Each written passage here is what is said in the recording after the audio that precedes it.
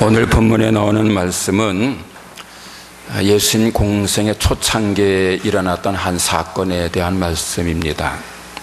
예수님께서 인류를 죄와 사망과 심판과 지옥으로부터 구원하시기 위해서 인류 구원 사역을 시작하신 지 얼마 안 되는 어느 날 제자들과 함께 배를 타고 갈릴리 호수를 건너서 가다라 지방으로 가시게 되었습니다. 갈릴리 호수는 이스라엘 지역에서 사해 다음으로 큰 호수입니다. 남북으로 길이가 약 20km, 동서로는 이제 폭이 긴 곳은 약 12km. 그래서 면적은 물이 많을 때는 약 166평방킬로미터 되는 아주 넓은 호수입니다. 이 갈릴리 호수는 이스라엘 전역에 이 생명수를 공급하는 이 담수호인데 워낙 넓다 보니까 때로는 바다라 이렇게 부릅니다. 오늘 본문에도 바다라고 나옵니다. 이 갈릴리 호수는 바다라고도 불리지만 바다는 아니에요. 이건 민물 호수입니다. 하지만 이 바다처럼 넓다 보니까 때로는 이 큰 바다처럼 큰 풍랑이 일어나서 그 호수에서 생활하는 사람들을 힘들게 하는 때가 종종 있었습니다. 오늘 본문에서도 예수님과 제자들이 갈릴리 호수 건너편에 있는 이 가다라 지방으로 가시려고 그 배에 타셨을 때에 처음에는 아무 문제가 없었습니다. 바람은 잔잔했고 호수는 조용했습니다. 만약에 그 예수님과 제자들이 배를 타려고 하셨을 때에 강한 바람이 세차게 불어서 막 파도가 치고 그랬다면은 그 예수님과 제자들은 배에 오르지 않으셨을 겁니다. 예수님과 제자들이 배에 오르실 때는 조용했어요. 바다도 잔잔했어요. 그런데 그 배가 호수 한 가운데쯤 갔을 때에 이제 큰 풍랑이 일어난 겁니다. 갈릴리 호수 북쪽에는요 헐몬산이라는 높은 산이 있습니다. 그런데 그 헐몬산에서부터 이 내려오는 찬 공기가 이 갈릴리 호수에 있는 따뜻한 공기를 만나게 되면 때로는 돌풍이 일어난다는 거예요. 그래서 파도가 치고 그 사람들이 이제 어려움을 겪는 일이 가끔 있는데 이 예수님과 제자들이 탄 배가 호수 한가운데서 큰 노를 만난 겁니다. 오늘 본문에 24절에 바다에 큰 노을이 일어났다 그랬는데 이 노을은요 영어 성경은 피어스톰으로 이렇게 나오는데 아주 큰 이제 파도를 말합니다. 예? 아주 집채처럼 큰 파도를 큰 노을이라 이렇게 이제 표현하는 거예요. 여러분들 한번 상상해 보시길 바랍니다. 상상력을 총동원해서 한번 상상을 해보세요. 해가 서산으로 넘어가는 저녁 무렵이었습니다. 그때 예수님과 제자들이 배를 타고 갈릴리 호수를 건너시게 되었습니다.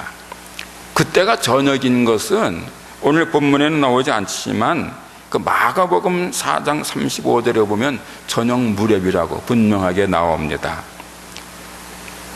예수님과 제자들이 저녁 때 해가 이렇게 넘어가는 그런 저녁 때에 배를 타고 갈릴리 호수를 건너시는 거예요. 갈릴리 호수에서 그 석양 낙조를 보신 분들은 압니다마는 그 갈릴리 호수의 낙조 참 멋있습니다. 정말 아름답습니다.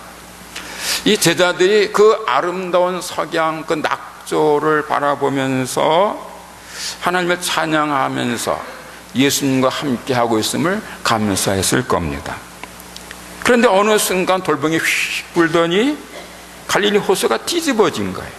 큰 파도가 일어나면서 이제 배에 물이 가득 차게 되었습니다. 예수님의 제자들은 자신들이 가지고 있던 모든 경험, 지식, 능력을 총동원해서 그 위기를 넘기려고 애를 썼습니다.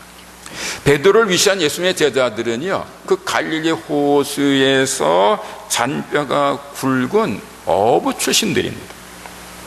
그러니까 갈릴리 호수의 그 돌풍 또는 배를 어떻게 움직여야 되는지 여기에 대해서는 누구 못지않게 잘 알던 사람들이었고 또 이전에도 이런 풍랑을 만난 경험이 있었을 겁니다. 그래서 자신들의 경험, 지식, 능력을 총동원해서 이 풍랑의 위기를 벗어나려고 애쓴 거예요. 하지만 그날의 돌풍은 그 예수님의 제자들의 능력으로는 어떻게 할 수 없는, 일찍이 경험해보지 못한 아주 큰 놀이였습니다. 순식간에 배에 물이 가득 찼습니다. 이제 조금만 더 가득 차면 배가 침몰해서 예수님과 제자들이 다 물에 빠져 죽을 절체절명의 위기였습니다. 그래서 제자들은 할 수 없이 예수님께 도움을 청했습니다. 주여 구원하소서, 우리가 죽게 되었나이다.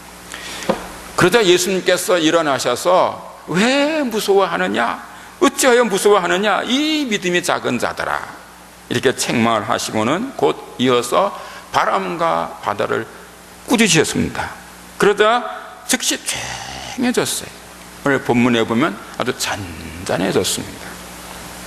그것을 보고 제자들이 도대체 이분이 어떤 분이시기에 바람과 바다도 순종하는가, 그리고 놀라는 것이 오늘 본문의 말씀입니다. 이 오늘 본문에 나오는 이 예수님께서 큰 놀이 일어난 갈릴리 호수를 한 말씀으로 잔잔케 하신 이 사건은 여러 가지로 아주 귀한 말씀을 우리에게 주고 있습니다. 그게 뭐냐면, 첫째, 인생은 고해와 같고 어느 순간 갑자기 고난을 만날 수 있다는 거예요. 여러분, 인생은 고해, 즉 고통스러운 바다와 같다는 말을 많이 들으셨죠? 요즘 날이 너무 덥다 보니까 많은 사람들이 이제 시원한 바다를 찾아가서 물놀이를 즐깁니다마는 바다는 그렇게 시원한 것만이 아닙니다. 때로는 광풍이 불거나 그 바다 밑에서 지진이 일어나면 바다는 순식간에 변합니다. 지옥으로 바뀝니다. 커다란 배가 한순간에 깨지기도 하고 바다 밑으로 가라앉기도 합니다. 유명한 타이타닉호 사건 아시지요? 이 타이타닉호는요, 그 1912년에 이제 그 첫 출항을 한 배인데, 그 당시에 많은 여객선들이 이제 그 이 대서양을 이제 항해하다가 빙산을 만나서 깨져요. 그래서 아무리 큰 빙산을 만나도 깨지지 않을 정도의 큰 배를 만드는 거예요. 그래서 그 당시 가지고 있던 최첨단의 그 조선 기술을 총동원해 가지고 4만 톤이 넘는 거대한 배를 만든 거예요. 그리고는 이름을 타이탄이라고 지은 거예요. 이 타이탄이라는 이름은 타이탄에서 온 거예요. 타이탄이 뭐냐? 헬라 신화에 나오는 거인 신족의 이름입니다.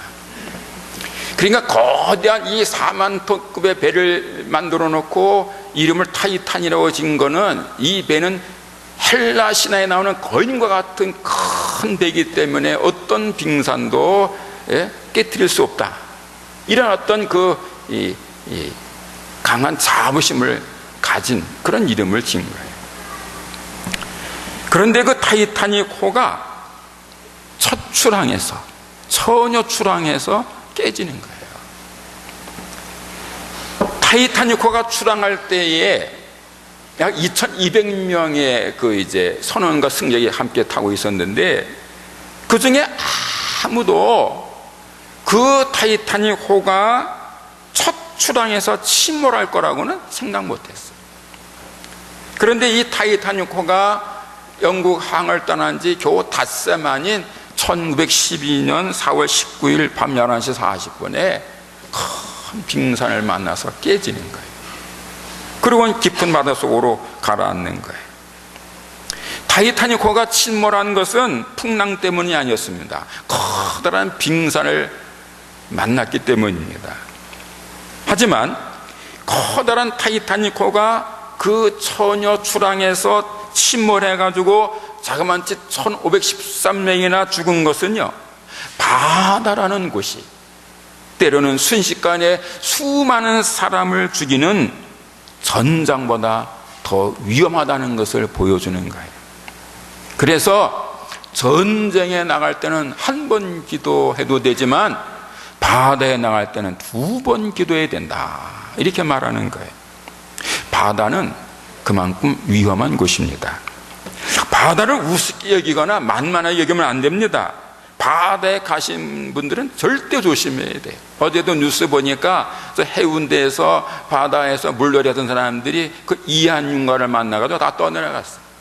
그래서 긴급히 이제 배들이 출동해서 270명을 이제 구해낸 그런 얘기가 나오더라고요. 배량간에 파도가 거꾸로 흐르는 거예요. 그래서 그냥 떠내려가는 거예요. 여러분, 바다 위험한 곳입니다. 조심해야 됩니다. 인생도 때로는 바다처럼 위험합니다. 인생을 소풍이라고 말하는 사람도 있습니다만은 인생도 때로는 바다처럼 순식간에 위험에 빠질 때가 있는 거예요. 지난번에 말씀드린 것처럼 인생을 살다 보면 어느 한순간에 아주 강탈을 당하기도 하고 그 어느 한순간 인생의 플러그가 빠지기도 하는 거예요. 오늘 8월 5일인데 이 8월이 시작한 지난 8월 1일 오후에 부산에 있는 한 신발 공장에서 불이 난 거 뉴스로 보셨지요. 불이 순식간에 공장 전체를 태웠어요. 그 바람에 여러 사람들이 막 뛰어내려다 다치고 근로자 한 명이 죽었습니다. 그 불은 5시간인가 6시간 만에 꺼지긴 했지만은 불이 다 꺼진 다음에도 소방관들은요 그 안에 다시 돌아봅니다. 혹시라도 누구 아직 구하지 못한 사람이 있는가 살피기 위해서 한 번씩 돌아보는 거예요. 그때 그 소방관 한 사람이 공장 안에 혹시 누가 남아있나 살피려고 들어갔다가 5층에서 떨어져 가지고 죽었어요. 뭐 그냥 떨어졌겠어요? 틀림없이 그 화재로 다 무너져서 그 바람에 떨어져 순직했을 겁니다. 그분은요 아직 52살밖에 안 되는 젊은 소방관입니다. 86살 8된 어머니도 계시고 젊은 아내도 있고 이남 일녀 어린 자녀들도 있었습니다. 그날 아침에 가족들과 올 여름 휴가에 어디로 갈까 의논하고 나갔다 그럽니다. 하지만 그날 밤에 집에 돌아가지 못했습니다. 가족들은 사랑하는 아들이 남편이 아빠가 아침에 올 여름 휴가 어디로 갈까 의논하다가 나갔는데 저녁에 돌아오는 것을 보지 못했습니다. 사랑하는 성도 여러분들이여, 인생은 때로 고해와 같습니다. 언제 어디서 어떤 일을 당할지 아무도 모릅니다. 그리고 그 고난은 자신의 경험이나 지식이나 능력으로는 어떻게 할 수 없는 불가항력적 고난일 수가 있어요. 오늘 본문에서 예수님과 제자들이 탄 배가 갑자기 큰 노를 만나서 위기에 빠지게 되었을 때에 베드로와 다른 제자들이 처음부터 예수님께 도움을 청하지는 않았습니다.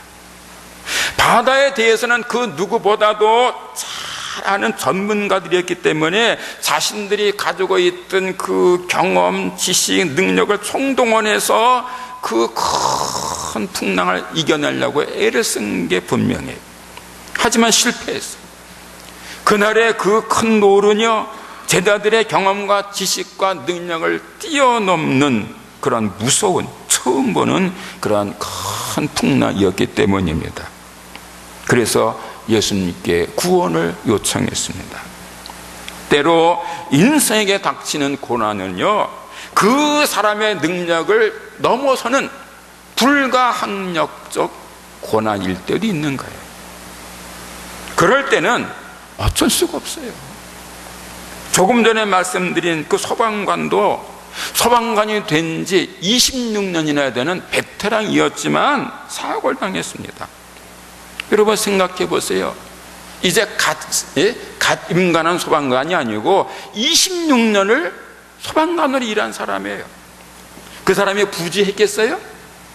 화재 현장에 대해서 누구보다 못지않게 잘 아는 사람이었을 겁니다. 그래서 조심했을 겁니다. 그런데도 불구하고 사고를 막지 못했습니다. 때로 인생에는 사람의 능력을 넘어서는 고난이 갑자기 찾아올 때가 있는 거예요. 두 번째로, 오늘 본문이 말씀하고 있는 것은 인간의 능력을 넘어서는 고난을 만났을 때는 예수님께 구원을 요청해야 한다는 것입니다. 베드로와 여러 제자들은 자신의 힘으로 위기를 극복하려고 애썼지만 도저히 감당할 수 없게 되자 예수님께 도움을 청했습니다. 주여, 구원하소서, 우리가 죽게 되었나이다. 그러자 예수님께서 주무시다가 일어나셔서는 바람과 바다를 꾸짖으셨습니다. 바람과 바다요? 왜 그렇게 난리법석이냐? 왜 내 제자들을 떨게 하느냐? 아마 그렇게 야단치셨을 거예요. 그리고는 말씀하셨습니다. 잠잠하라, 고요하라. 오늘 본문에 안 나오지만 마가복음에 보면 나옵니다. 잠잠하라, 고요하라. 그러자 바람이 즉시 그쳤습니다. 파도가 잔잔해졌습니다. 예수님은 한 말씀에 천지를 집어삼킬 듯이 날뛰던 그 바람과 바다가 즉시 잔잔해진 거예요. 동시에 죽음의 위기에 빠졌던 제자들이 구원을 받았습니다. 사랑하는 성도 여러분들이요, 예수님은 환난 날에 만날 큰 도움이십니다. 인생이라는 바다에서 만날 구원자이십니다. 예수님은 큰 놀도 잔잔케 하시는 전능하신 하나님의 아들이십니다. 그러므로 누구든지 절망적 환난을 만났을 때 낙심하지 않고 예수님을 믿고 찾으며 구원을 받게 될 것입니다.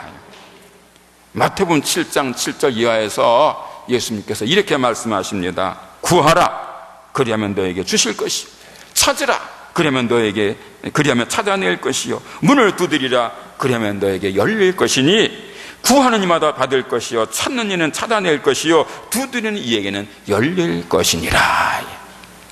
악한 자라도 자식에게 좋은 것으로 줄 줄 알거든 하물며 하늘에 계신 너희 아버지께서 구하는 자에게 좋은 것으로 주시지 않겠느냐.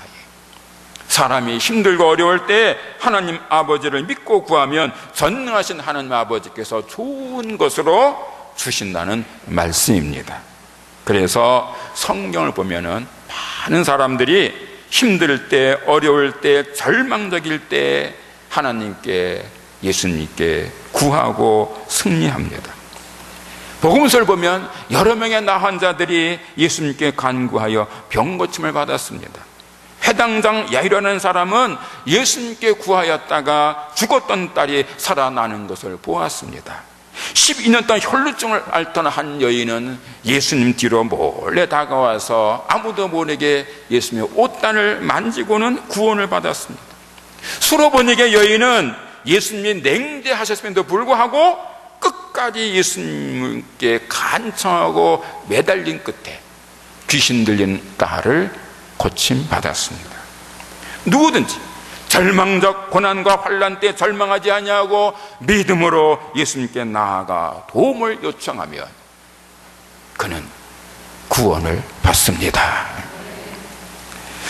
지난 이제 새벽 예배 때 그리고 영시배 때도 소개를 했습니다마는 우리 교단의 신학교 중에 대표적인 신학교인 장로신학대학교의 총장이 장영일 목사라는 분입니다. 이분이 충청남도 삽교에 살면서 고등학교를 홍성에 있는 학교를 다녔는데 기차를 타고 다녔답니다. 그런데 어느 날 집에서 조금 늦게 나오는 바람에 역에 오니까 기차가 떠나고 있는 거예요. 오다 보니까 기차가 막 떠나고 있는 거예요. 그 기차 놓치면 그날은 학교를 갈 수가 없는 거예요. 그래서 이 장영일이 기차를 막 따라가면서 예수님, 저 기차를 멈춰주세요 하고 기도했다는 거예요. 그랬더니요, 기차가 가다가 멈추더라는 거예요. 기차가 왜 멈추는지 모르겠어요. 근데 왜 시골에서 왜 버스 타려고 막 가면 버스가 뛰어갈 때 막 손 흔들면 버스가 가다가 저쯤 가서 서주는 경우 있잖아요.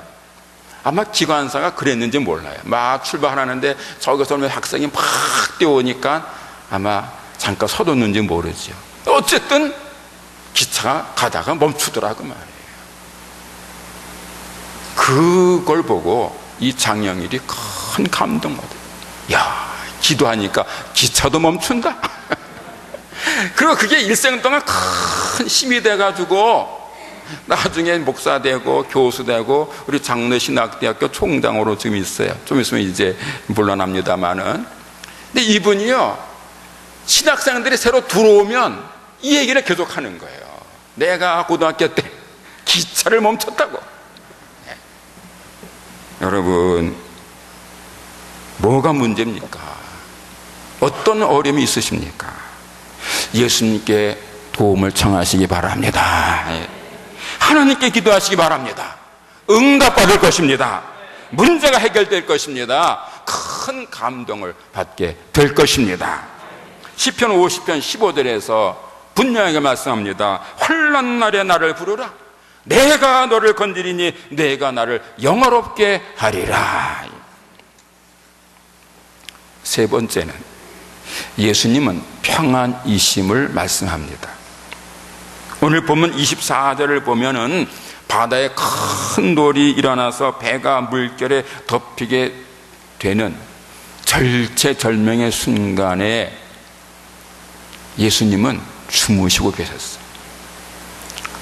마가복음 4장과 누가복음 8장에 보면은 그 배에 물이 가득 차서 위태롭게 되었다고 그랬습니다. 그래서 제자들은 이리 뛰고 저리 뛰면서 그 배가 침몰해서 배에 탄 사람들이 다 죽게 되는 것을 막아보려고 가진 일을 다 쓰고 있는데 예수님은 고물에서 배를 메고 주무신 거예요. 이 고물은 배의 뒤쪽을 말합니다. 선미라고도 그럽니다. 배 앞쪽은 이물이라고 그럽니다. 벼랑간 불어닥친 광풍으로 인해서 호수가 뒤집히는 바람에 커다란 파도가 금방이라도 배를 집어 삼킬 듯이 날뛰는 그 절체절명의 시간과 상황 속에서 예수님은 평안히 주무셨던 거예요. 어쩌면 코를 고셨는지도 몰라요. 어떻게 그런 일이 가능했겠습니까? 어떻게 배가 침몰할 위기에 빠졌는데 편안히 주무실 수가 있었겠습니까? 예수님이 혹시 기면증에 걸린 건 아니셨는지, 아니면 예수님의 심정이 너무 둔해가지고 위급 상황을 못 느끼신 건 아니었는지. 여러분, 병 중에 기면증이 있는 거 아시지요? 이 병은요, 잠자는 병이에요. 그것도 그냥 밤에 자는 게 아니고 벼랑간에 수면 발작이 나서 그냥 자는 거예요. 길을 가다가 그냥 쓰러져 잡니다. 어떤 사람은 운전하다가 심지어는 그냥 잠들어가도 사고 나는 그런 경우도 있어요. 이거 아주 무서운 병입니다. 그냥 집에 있을 때 잠들면 괜찮은데 그냥 멀쩡하게 길 가다가 운전하다가 그냥 자버리는 거예요. 그래서 사고 나는 거예요. 흔한 병은 아닙니다만은 그렇다고 뭐 전혀 아주 없는 병도 아니래요. 일반적으로 성인의 0.02%에서 0.16%나 된답니다. 그래서 제가 따져봤어요. 한국 국민이 5천만 명이니까 0.02%면 몇 명 되는가 그랬더니 10,000명이더라고요. 그러니까 10,000명 이상 되는 거예요. 그러니까 수만 명이 있는 거예요. 대한민국 안에 이렇게 기면증 환자가. 예수님이 아마 그런 기면증 환자였다면 그냥 날뛰는데도 주무실 수 있었을 거예요. 그게 아니면 아주 심장이 너무 둔해가지고 우리 바람이 불고 난리를 쳐도 전혀 못 느껴서 주무실 수도 있겠지요. 하지만 그럴 수는 없습니다. 예수님이 호수가 뒤집힌 큰 돌 속에서도 평안히 주무신 것은 기면증 환자거나 심정의 둔해서가 아닙니다. 예수님이 바로 전능하신 하나님의 아들이고 창세 때 아버지 하나님과 함께 세상을 만드신 세상의 주인이기 때문에 큰 노을 속에서도 편안히 주무신 것입니다. 예수님이 하나님과 더불어 세상을 창조하신 사실에 대해서 요한복음 1장 2절 3절에서 분명하게 말씀합니다. 그가 태초에 하나님과 함께 계셨고 만물이 그로 말미암아 지은 바 되었으니 지은 것이 하나도 그가 없이는 된 것이 없느니라. 예수님이 누구신가? 하나님 아버지와 함께 세상을 만드신 성자 하나님이십니다. 바람과 파도도 다 예수님의 섭리 아래, 주관 아래 있는 거예요. 따라서 아무리 거센 파도, 아무리 높은 파도를 할지라도 예수님은 한낮에 잔잔하게 되어 있고 예수님의 머리카락 하나도 건드릴 수 없는 거예요. 예수님은 이 사실을 너무나도 잘 알고 계셨어요. 그래서 제자들은 죽겠다고 비명을 지르는 절체절명의 위기 속에서도 편안하게 주무신 겁니다. 예수님은 평안 그 자체이십니다. 여러분, 사람은 주변 환경과 여건이 안정돼야만 평안한 거 아시죠? 아무리 강심장이라 해도 홍수가 나서 막 물이 차오르면, 산사태가 나서 막 떠내려가면, 막 불이 큰 물이 나면, 전쟁이 나서 여기저기서 그냥 포탄이 떨어져서 사람들이 막 죽어가면 그걸 보면서 평안하기는 어렵습니다. 부모나 형제나 자매나 남편, 아내, 자식, 친구, 이웃이 고통당할 때에 그것을 보면서 평안하기 어렵습니다. 사람은 주위 환경과 여건이 평안해야 비로소 평안할 수 있는 존재입니다. 반면에 예수님은 평안 그 자체이십니다. 예수님 속에는 하나님의 평안이 가득 차 있습니다. 예수님은 주변 환경, 여건과 전혀 관계없이 언제나 어디서나 평안을 유지할 수 있는 평안 그 자체세요. 따라서 누구든지 예수님을 믿고 예수님을 따라가면, 예수님 안에 있으면 그도 역시 하늘의 평안을 누리는 것입니다. 예수님처럼 큰 노을 가운데서도 잠을 잘 수 있는 거예요. 예수님이 그러셨잖아요. 왜 난리냐, 왜 두려워하느냐, 이 믿음이 작은 자들아. 그 말씀은 뭐예요? 제대로 믿음이 컸으면, 예수님 같은 믿음이 있었으면 그들도 재미있게 놀았을 거예요. 야, 재미있다. 여러분, 놀이터에 놀이기구 타잖아요. 롤러코스터 다 뒤집어지는 거. 지난번에 보니까 김정은도 그거 타고 돌대요. 그런데 그거 위험한 걸 왜 타요? 재밌으니까. 생명만 안전하면 재밌는 거예요. 그러면 제가 여러 번 말씀드렸지만 그 큰 노를 만나서 배가 막 날개를 쳐도 안전하다는 보장만 있으면 재밌죠. 울고불고 난리칠 이유가 없는 거예요. 그래서 예수님이 왜 두려워하느냐, 이 믿음이 적은 자들아 야단치신 거예요. 상황의 문제가 아니에요. 믿음의 문제인 거지. 예수님은 평안 그 자체세요. 그래서 큰 노을 가운데서도 주무신 거예요. 그 예수님께서 요한복음 14장 27절에서 이렇게 말씀하십니다. 평안을 너에게 주노니 곧 나의 평안을 너희에게 주노라. 내가 너희에게 주는 것은 세상에 주는 것과 같지 아니하니라. 너희는 마음에 근심하지도 말고 두려워하지도 말라. 여러분, 예수님은 평안이십니다. 참된 하늘의 평안이십니다. 그러므로 누구든지 예수님을 제대로 믿으면 그는 깊은 바다에 빠져도 평안을 누릴 수 있습니다. 사도 바울이 대표적인 사람이에요. 사도행전 27장을 보면은요, 이제 바울이 큰 배를 타고 로마를 향해 갑니다. 비록 죄수의 몸이지만 로마의 그 황제를 만나러 가요. 그런데 도중에 유라굴로라는 광풍을 만나가지고 이 배가 조난을 당하는 거예요. 그래서 모든 사람들이 사회소망이 끊어진 상태에서 울고불고 절망 상태에서 난리를 칩니다. 그때 사도 바울이 그 사람들 향해서 이렇게 말합니다. 여러분 안심하세요. 우리 중에 아무도 죽을 사람 없습니다. 그저 배만 조금 상할 뿐입니다. 내가 믿는 하나님의 사자가 어젯밤에 내게 나타나서 말씀했습니다. 바울아, 두려워하지 말라. 내가 무사히 로마에 가서 황제 앞에 서리라. 너와 함께한 모든 사람이 다 구원을 받으리라. 나는 내가 믿는 하나님이 보내신 사자가 내게 한 말 그대로 될 줄로 믿습니다. 여러분, 안심하세요. 그때 바울과 함께 배 타고 있던 사람이 모두 276명이었습니다. 276명이 한 배를 탔어요. 같은 배를 탔어요. 똑같이 유라굴라라는 광풍을 만나서 조난당했습니다. 276명이 똑같이 낮에는 해가 보이지 않고 밤에는 별이 보이지 않는 그 거센 바람, 파도만 있는 깊은 바다 위를 자그마치 10나흘 동안 떠다녔습니다. 시간과 장소와 상황이 똑같았습니다. 하지만 바울은 평안했고 다른 275명들은 절망했습니다. 때와 장소와 상황은 똑같았지만 바울의 마음과 다른 사람들의 마음이 달랐어요. 왜 그랬겠어요? 무슨 차이겠습니까?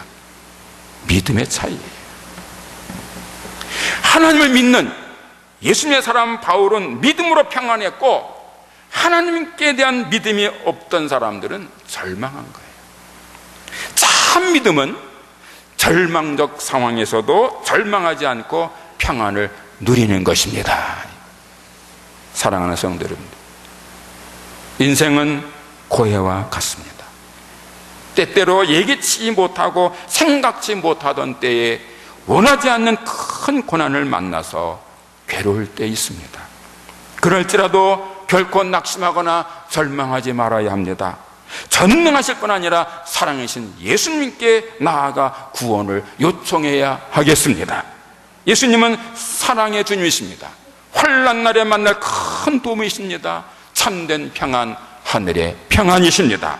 예수님께서 여러분을 도와주실 것입니다. 때로 기적을 베풀어 주실 것입니다. 예수님 당신의 평안으로 행복을 노래하게 하실 것입니다. 마침내 승리를 노래하고 행복을 노래하도록 도와주실 것입니다. 인생은 고해가 아니라 소풍이 되게 해 주실 겁니다. 천상병이라는 시인이 있습니다. 1979년에 귀천이라는 시를 썼는데, 그 귀천이라는 시에서 이렇게 노래를 합니다. 나 하늘로 돌아가리라. 새벽빛 와 닿으면 쓰러지는 이슬 더불어 손에 손을 잡고, 나 하늘로 돌아가리라. 노을빛 함께 단 둘이서 기슭에서 놀다가 구름 손짓하면은 나 하늘로 돌아가리라. 아름다운 이 세상 소풍 끝내는 날 가서 아름다웠다고 말하리라. 사랑하는 성도 여러분들이요, 예수님을 믿고 예수님 안에서 예수님과 함께 사는 사람의 인생은 고해가 아닙니다. 아름답고 즐거운 소풍이 되는 것입니다. 기도하겠습니다. 하나님 아버지, 인생은 고해와 같다고 많은 사람들이 말합니다마는 예수님 믿고 예수님 안에서 예수님과 함께 사는 사람은 소풍인 줄로 믿습니다. 아름답고 즐거운 소풍으로 인생을 행복하게 승리하게 되는 줄을 믿습니다. 오 사랑의 하나님 아버지, 우리 사랑하는 성도들 어떤 어려움을 혹 만나더라도 예수님을 믿는 믿음 안에서 승리하게 하옵소서. 이기게 하여 주시옵소서. 하늘의 평강을 누리게 하여 주옵소서. 인생은 고해가 아니고 아름답고 즐거운 소풍임을 체험하게 하옵소서. 예수님의 이름으로 기도하옵나이다. 아멘.